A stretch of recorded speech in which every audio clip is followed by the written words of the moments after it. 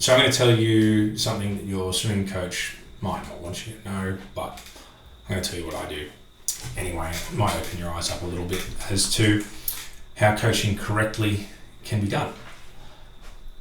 When I write out all of my planning, it's exactly that. It's just planning.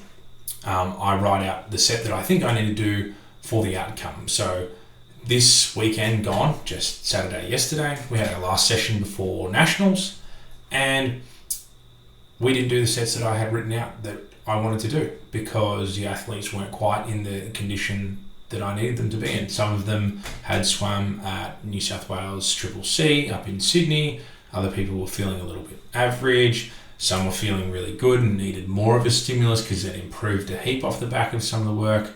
And we were wearing suits as well. So people were swimming faster than expected and things needed to be changed around.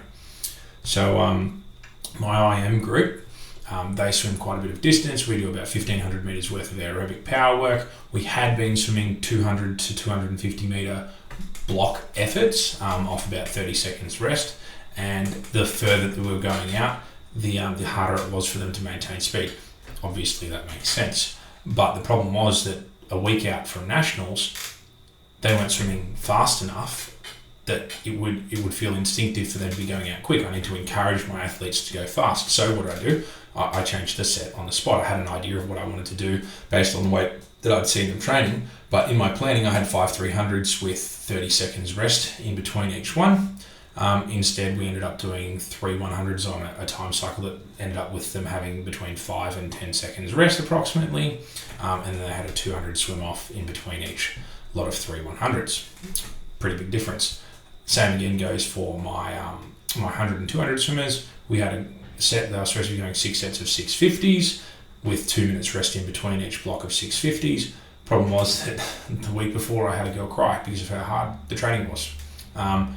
I couldn't have one of my athletes having a psychological barrier to putting in effort and being scared of trying hard. So I had to change the set because of the preconceived notion or the idea that it was going to be really, really hard to do the training. I needed to change it so that there wasn't this informed pessimism that would stop my athletes swimming quick.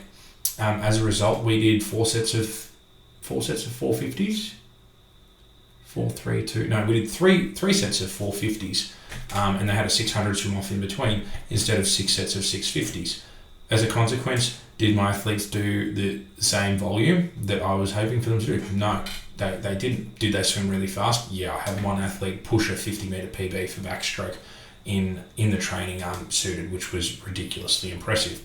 And finally, my sprint guys, or the guys who only qualified in 50 metre events for Nationals or were feeling quite fatigued, they were supposed to be swimming 35, 40 metre efforts on 5 minutes, but they were so loaded up from how hard they'd been training. They did 950s on 5 minutes on Monday night, and some of them were still sore from that, and plus the 2 gym sessions that we do.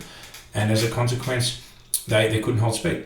So rather than flogging a dead horse and trying to get them to swim fast and practice actually swimming slow, I shortened the distance and had them swim quicker. Is it optimal? Can't guarantee it, but there's one thing I can guarantee, is if you're not practicing swimming fast in training, there is no way in hell that you can do it in a race. And given that we're a week out from Nationals, that is the only way that I believe a swimmer is going to swim fast confidently, is if they've done it in training before, and they cannot have a psychological block like what I was speaking about with one of my other swimmers. Cheers.